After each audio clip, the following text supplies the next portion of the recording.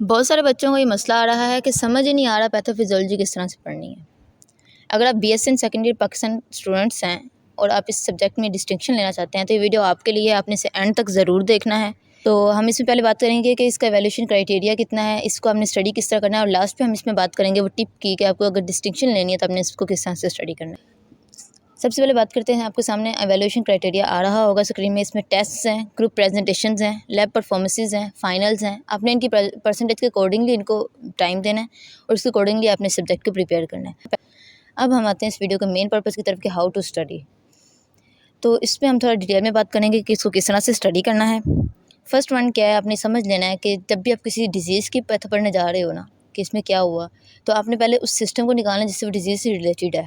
अपने उस सिस्टम की नॉर्मल फिजियोलॉजी को, उसके तमाम मैकेनिज़म्स को अच्छे से डीपली स्टडी कर लेना है। क्योंकि अगर जब तक आपको फिजियोलॉजी समझ नहीं आएगी, आपको पता नहीं चलेगा इसमें चेंजेस क्या आई हैं और आपने क्या करना है। पैथो बेसिकली वो चेंजेस ही हैं जिनकी वजह से डिजीज़ कॉज हो रही है। तो जब तक आप उसकी नॉर्मल फिजियोलॉजी नहीं समझोगे, आपको नहीं पता चलेगा कि पैथो में क्या हुआ है। ये फोर्थ की जो बुक है ना, जो कि रेफरेंस बुक्स में से, उसके शुरू के फ्यू जो पेजेस होते हैं वो उसमें नॉर्मल फिजियोलॉजी एनाटॉमी बहुत डिटेल में लिखी हुई है। अगर आप पोर्थ से पढ़ना है तो उसको ज़रूर एक बार रीड कर लें। वो पैथो में इंक्लूड नहीं है, लेकिन वो आपको बहुत ज़्यादा हेल्प आउट करता है कि आपको किस तरह से समझना है। नॉर्मल फिजियोलॉजी अच्छे से समझ आती है, उसके अकॉर्डिंगली आप आगे समझ सकते हैं। एक बात हमेशा याद रखनी है, ये रट्टे वाला सब्जेक्ट नहीं है। पैथोफिजियोलॉजी सरासर 100% आपका कंसेप्चुअल है। अगर आपने डिस्टिंक्शन लेनी है तो आपको उसको कंसेप्ट से ही पढ़ना पड़ेगा। सेकंड पे बात करते हैं कि पैथो क्या है। पैथो बेसिकली अल्ट्रेशन है नॉर्मल फिजियोलॉजी में। नॉर्मल जो फंक्शन हो रहा है वो नहीं हो रहा, उसमें चेंजेस आ गए हैं जिसकी वजह से डिजीज़ कॉज हो रही है। तो आपने पहले नॉर्मल समझनी है। नॉर्मल समझने के बाद आपने डिस्क्राइब करने हैं, फिर वो तमाम तर मैकेनिज़म्स को देखना है, तमाम तर पाथवेज़ को देखना है, तमाम तर रिस्क फैक्टर्स को देखना है जिन्होंने अल्ट्रेशन किए हैं। यानी पैथो बेसिकली क्या है, how these alterations takes place, it describes the mechanisms and pathways through which these alterations takes place.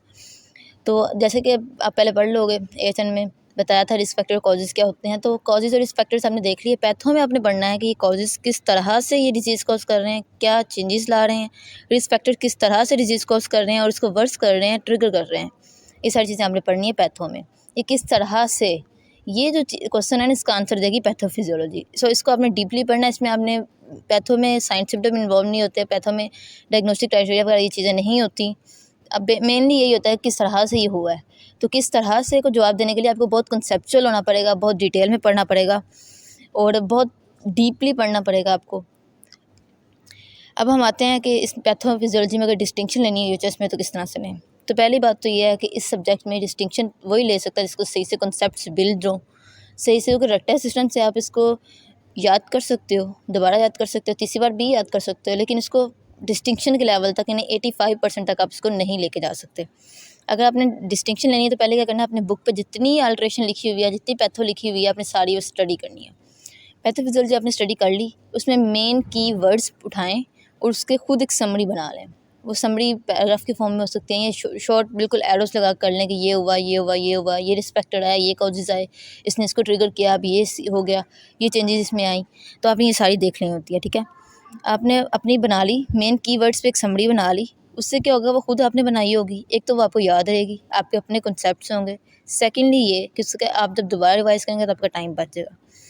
इसका दूसरा फ़ायदा ये होगा, जब आप पेपर में ये लिखेंगे ना तो आपको 100% श्योर है कि आपको मार्क्स अच्छे मिलेंगे, पूरे मिलेंगे। क्योंकि ना तो एग्जामिनर को मेहनत करनी पड़ रही है पूरे पूरे पैराग्राफ्स पढ़ने की, और ना ही आपको ज़्यादा टाइम लग रहा है। आप इसे अच्छे से मैनेज कर सकोगे, पेपर प्रेजेंटेशन वगैरह पे अच्छे से तवज्जो दे सकोगे। तो लास्ट पे सबसे एक गुजारिश है कि प्लीज़ वीडियो को लाइक कीजिएगा, चैनल को सब्सक्राइब कीजिएगा। हम बहुत शॉर्ट टाइम में आपका टाइम बताते हुए आपको मुकम्मल गाइड कर रहे हैं कि किस तरह से आपने किस सब्जेक्ट को पढ़ना है।